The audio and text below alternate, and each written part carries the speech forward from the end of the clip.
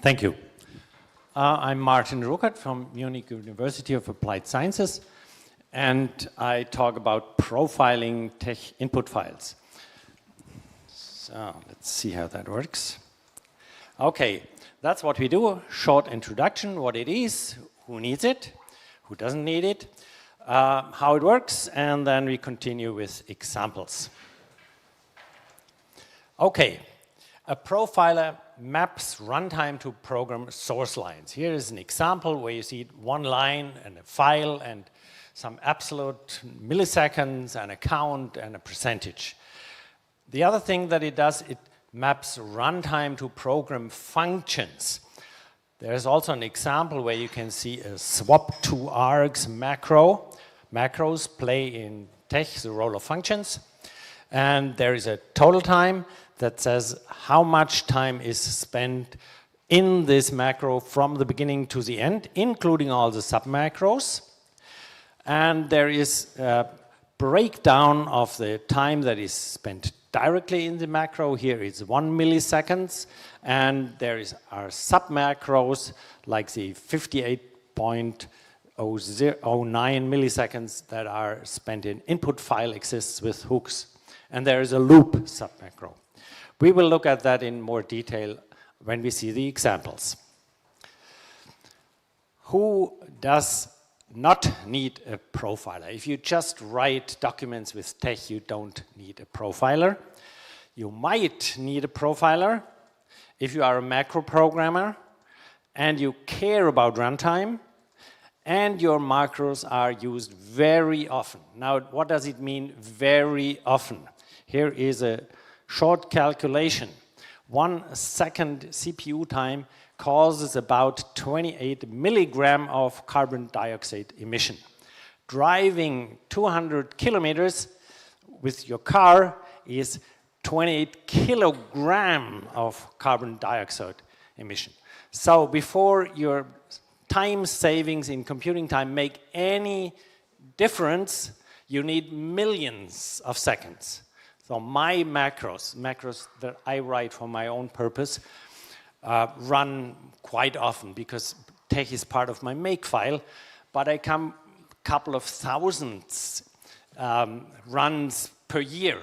So I not even get nearly to the millions. Yeah? So I don't need a profiler, and most of you probably don't need a profiler either. But there are packages that have millions of users, and these millions of users run these packages on a daily basis. So you really get in an area where your code could make an impact, and that's probably when you might want to look at a profiler.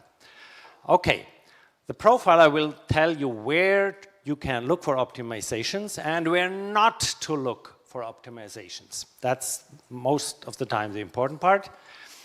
And if you did any optimizations, it will tell you if your optimizations had any effect. And you should never optimize for speed without a profiler. So if you want to do that, now you have that tool. Okay, how does it work? We collect data. There is a special TeX engine, the TeX profile TeX engine, and inside that engine, I modified the main control procedure. The main control procedure has the big switch, and it reads one token, the getX token here, and then it executes the token, the command in that token, and it goes back to the big switch. So that's the main loop, and I modified that. I look up the time at the beginning of that loop. I take the time from the clock. Then I get the token. After I have the token, I determine the command and the file and the line and the macro for that command, and then it gets executed and I get back to the big switch and I look up the time. When I look up the time, I get simultaneously the start time of the interval and the end time of the last interval. So I don't lose any time, I just look once. And then I write out the data into a big array. There is that's not the whole truth, there's also something called the main loop. It's looping over characters, kernel spaces, that kind of stuff that is inside plain text. So inside these main loops, I don't do that lookup time stuff. So you might associate a longer stretch of time with just the first character that starts a paragraph. Huh? This is usually not a problem because we are not really interested in timing plain text paragraphs, but nobody optimizes his paragraphs for speed. I mean, you optimize macros, but not your document. So, and usually such a paragraph is executed only once. So the time spent on a single paragraph is very small in compared to time that you spend on macros that you evaluate 1,000 times. So that's what you do, and once you have that, you write it to a file, and that file can be analyzed later on with a different program. There are some problems. The soft problems that are easy to solve is get for each command the file and line and store it. Get the name and the file and the line where you define a macro. Keep track of the macro stack, keep track of extend and backup, and there are hard problems. Hard problem is getting a reliable and consistent time source. You have time sharing and interrupts. So that means you measure time, but your program gets swapped out because another process needs your CPU, and then you get swapped in, and the next time you load some data from main memory, your CPU will check and see, oh, it's not in the cache. And then you read the data from the main memory into your first level cache, and then in your second level cache, and then in your third level cache, and that takes a lot of time. And all that time is charged on the poor command that happened to be active when you were swapped out. So this, of course, is a problem for getting consistent times. Frequency scaling. While your program is running, your CPU detects that there is a lot of work to do, and it scales the frequency from 1 gigahertz to 4 gigahertz, and all commands that come later run faster. You have performance cores and efficiency cores, and your operating system might decide while TeX is running to move TeX from a performance core to an efficiency core because it needs a performance core for something else, or it moves it back, and that changes timing. So the current accuracy is not very good, around 100 microseconds, even if the clock is in nanoseconds. So, but that's about it. We could use multiple runs. It's not yet implemented an average over multiple runs, and we could use synthetic times because we have an interpreter and we are not really interested on how long it will take on this laptop or on that laptop. We could have a virtual machine and virtual timings, and that would give us a good picture how would it run on some machine, but not implemented. Okay, now we turn to the examples. That's an interesting part. An introductory example is the sample 2E. TeX document, 3 pages, very short, medium use of macros. And then I looked for a large document that is mostly TeX. And I found one. I converted it from LaTeX to plain TeX. And I show you the plain TeX version first, and then I show you the LaTeX version.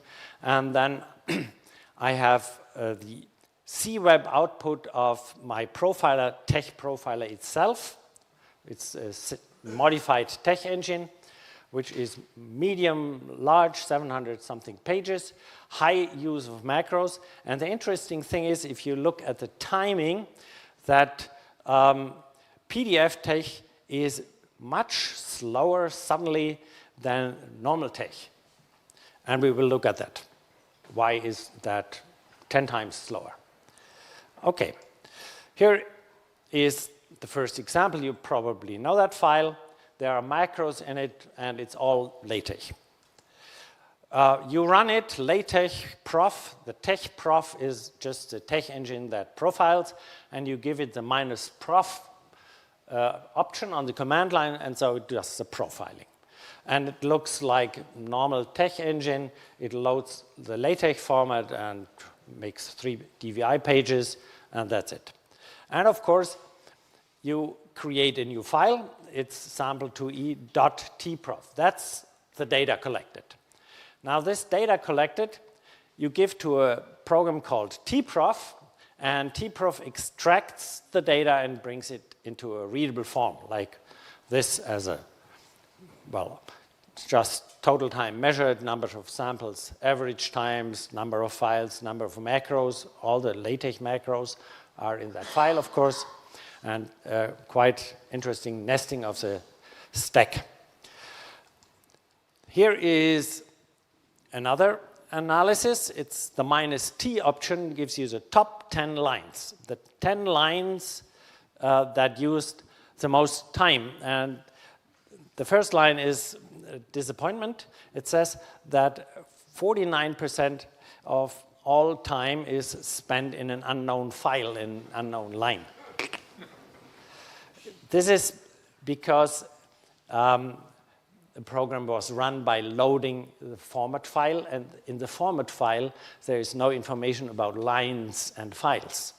So, and since all of the macros in this document are LaTeX, and LaTeX is loaded from the format file, it has just no idea. And the rest, I mean, the article class is just 0.1 microseconds, so that's not worth looking at. Okay, how to get around this? We modify our sample to e-TeX and load LaTeX directly from the file.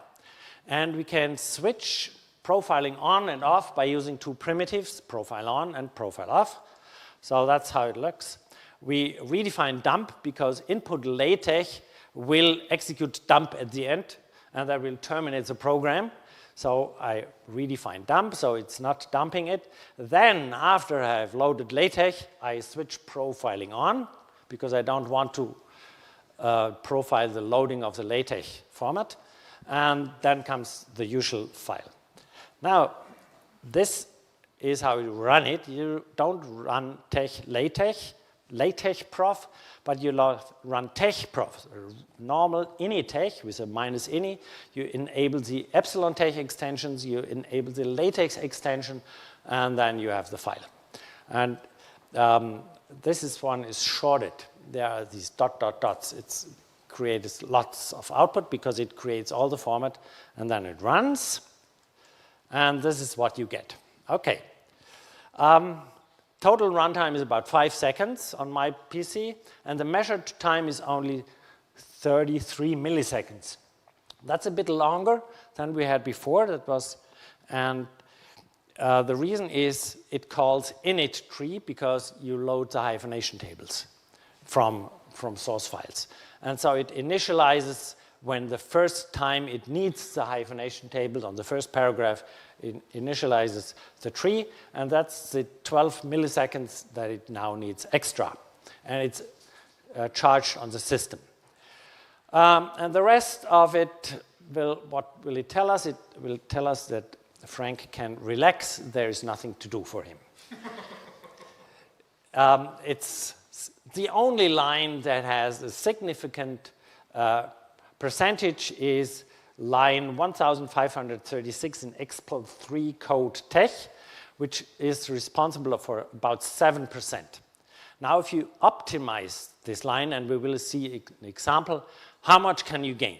You might get the 7% down to 6 or 5 or 4% maximum. So what you can save on total runtime is 1 or 2%.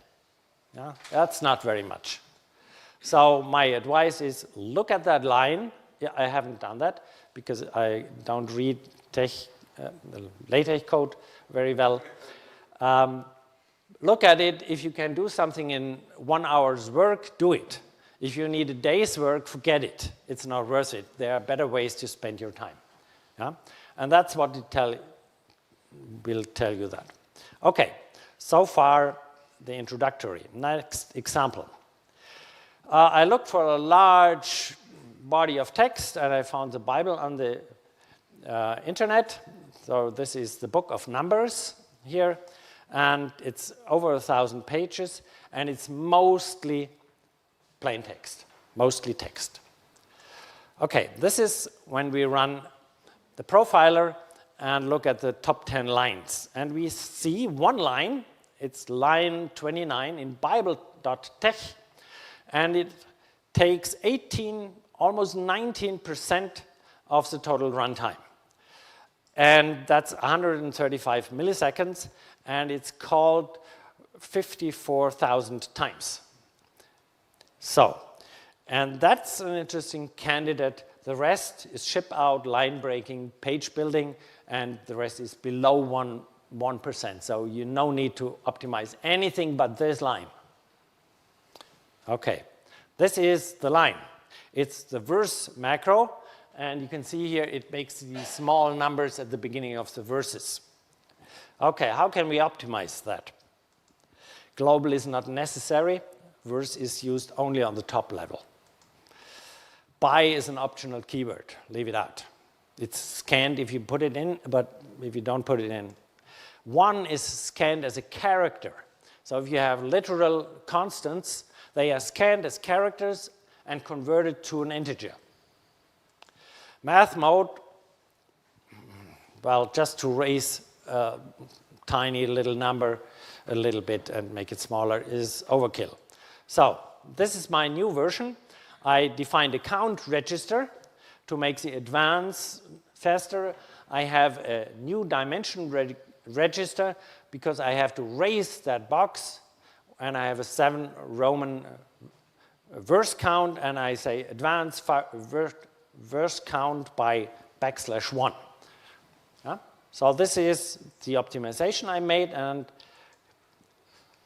yeah, avoid optional syntax if you don't need it. Use registers for constants. Use math for mathematics. Yeah? We use it often for formatting issues, not for math. Okay, before optimization and after optimization.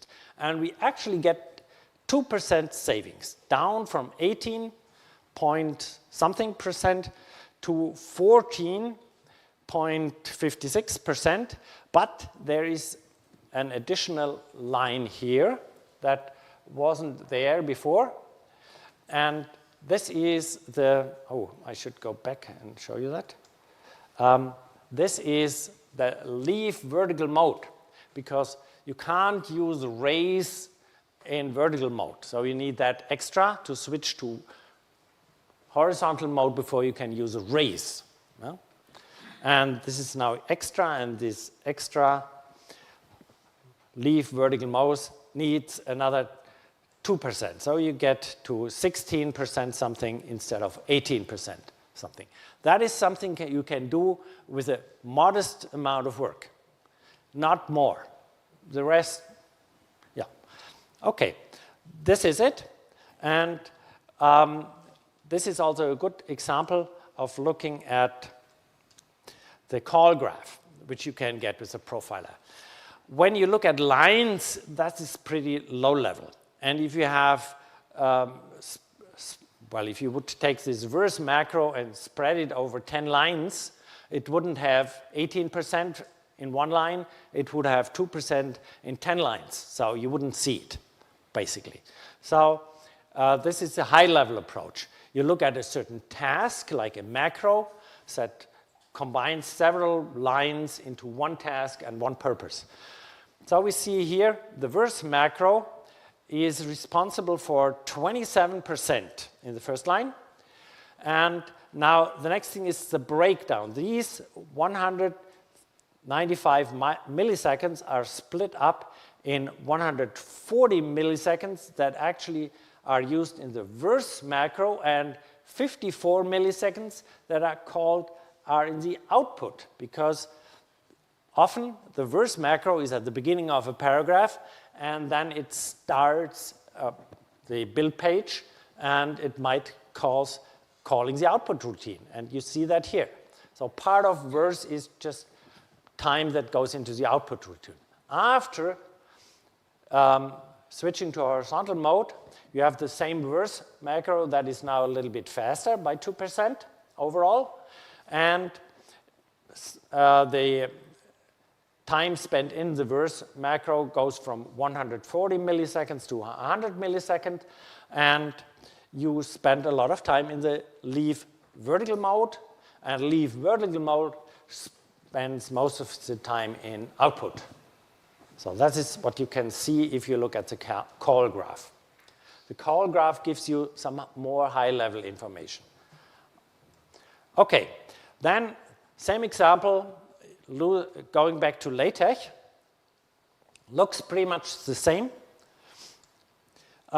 This is the profile time. It's about a second slower. Why? Okay. There is our favorite line number 22, which is now not 18 but 8% because the whole program runs longer. Then there is one line which takes 7%, which is probably not something you want to optimize.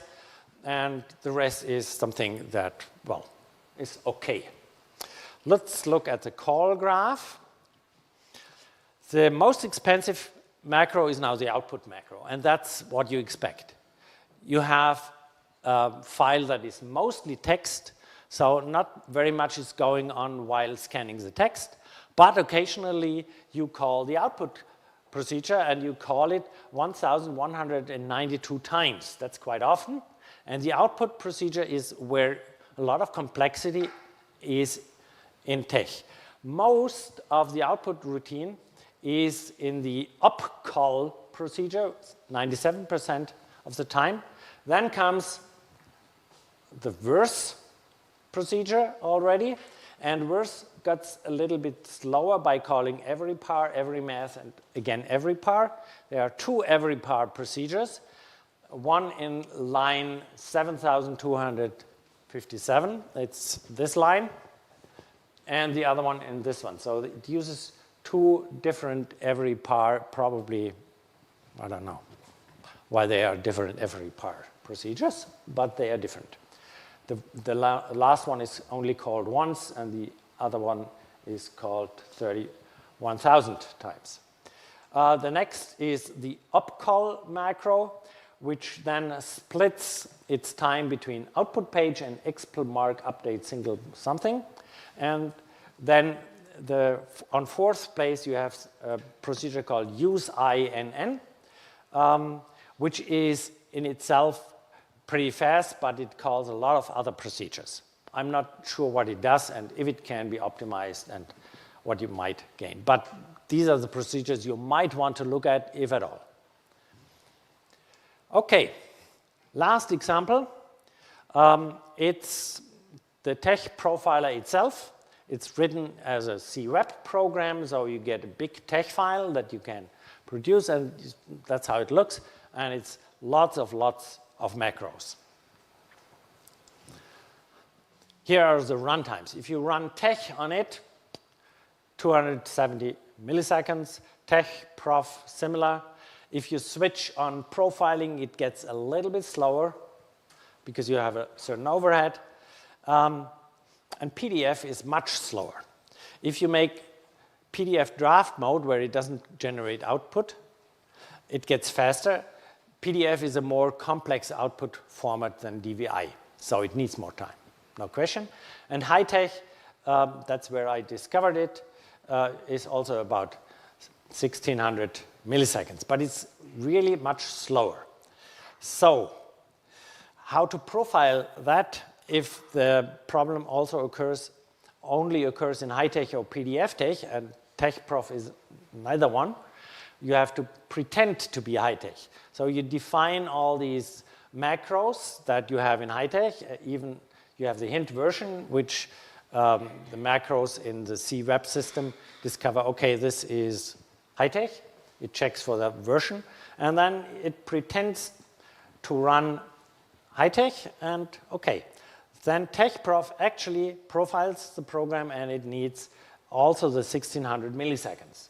So we have the effect.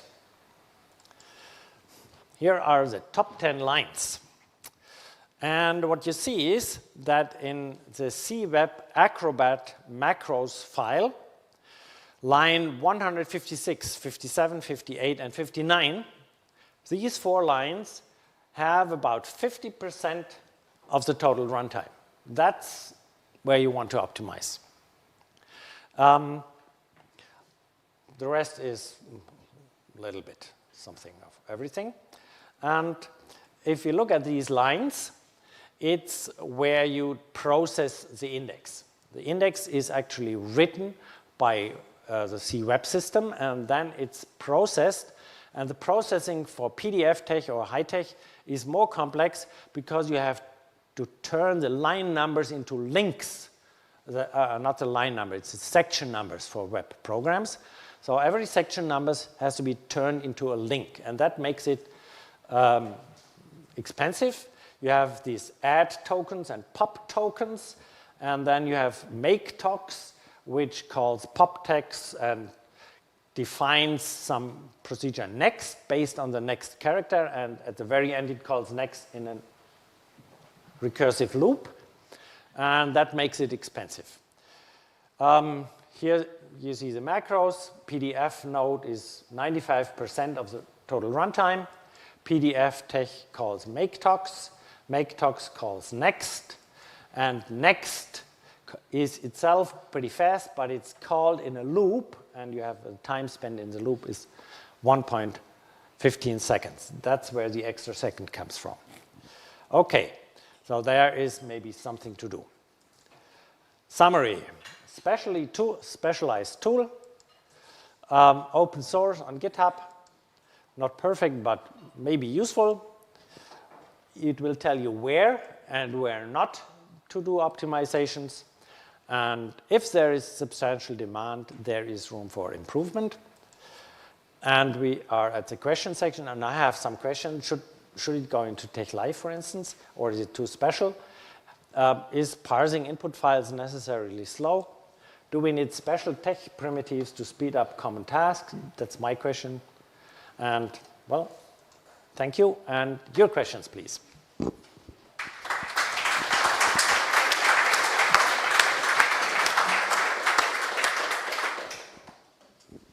Who would like?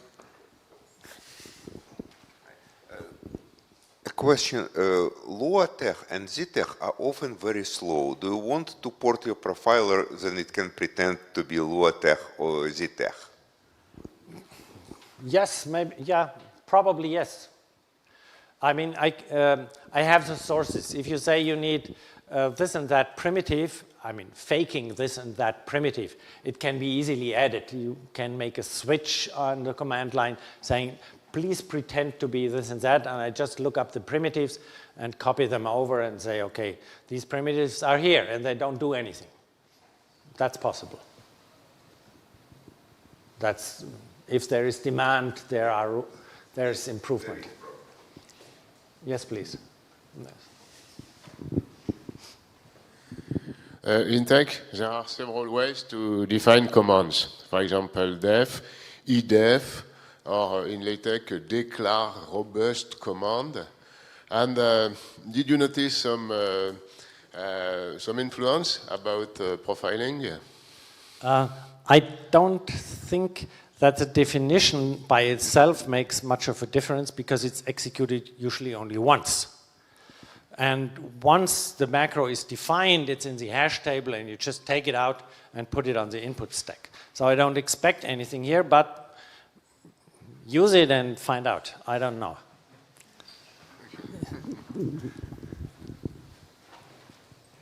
Yeah, I recall that Hans Hagen talked a lot about profiling when he was developing Lua MetaTeX and so on. And I don't recall the details, but I think he was working a lot on improving the context code, but that's of course a lot of code gets rewritten into Lua instead of using TeX code.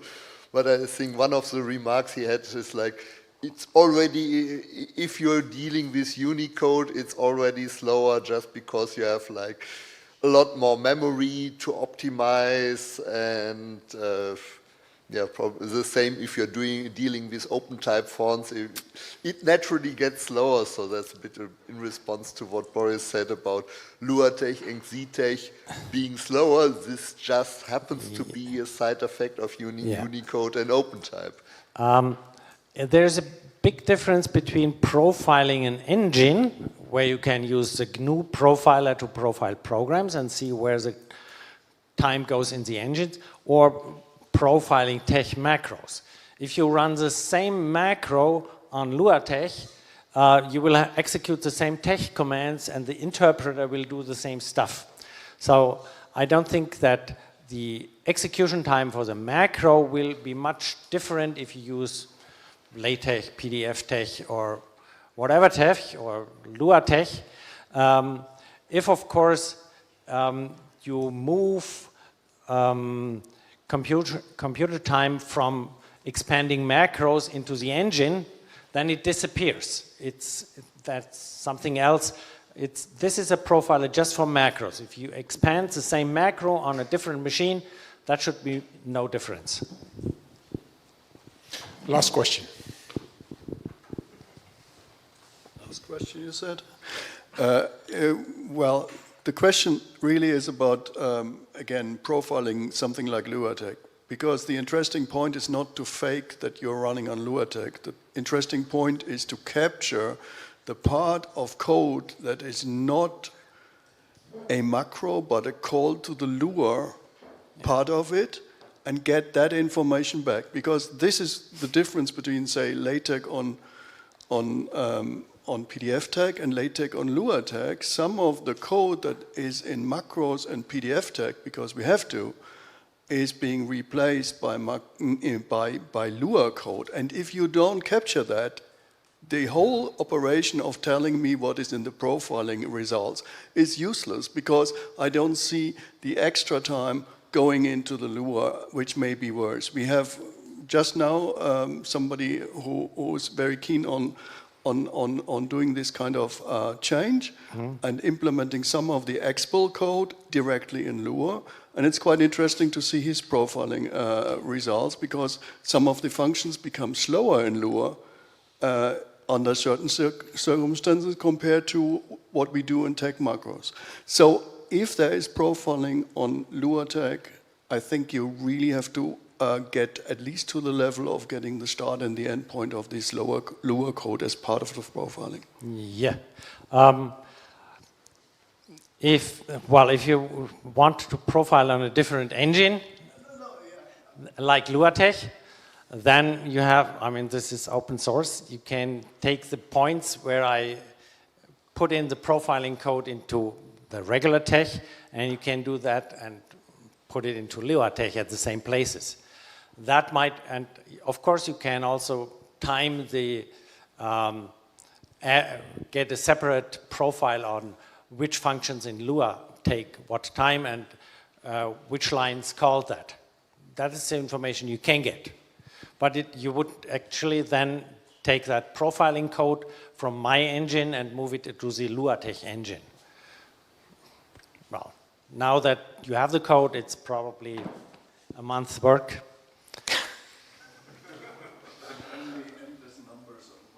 Yeah, okay, so. Okay.